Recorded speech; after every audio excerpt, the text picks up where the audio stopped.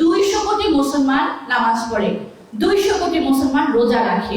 এই 200 কোটি মুসলমানের মানুষরা তারা কোরআন তেলাওয়াত করে, তারা দাড়ি রাখে, তারা টুপি পরছে, তারা হজ করছে, তারা যাকাত দিচ্ছে, তারা বাচ্চাদেরকে খাতনা পর্যন্ত করাচ্ছে, কোরবানি করছে, সব কিছু করছে।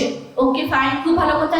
কিন্তু এই 200 কোটি মুসলমানের অবস্থাটা কি পৃথিবীতে জানেন? পৃথিবীর 70% খনিজ সম্পদ, তেল, গ্যাস এই মুসলমানের পায়ের নিচে। পৃথিবীর যে আয়তন, সেই আয়তনের 3.5 কোটি বর্গমাইল মুসলমানদের দখলে। তারপরেও এই মুসলমানদের অবস্থা কি?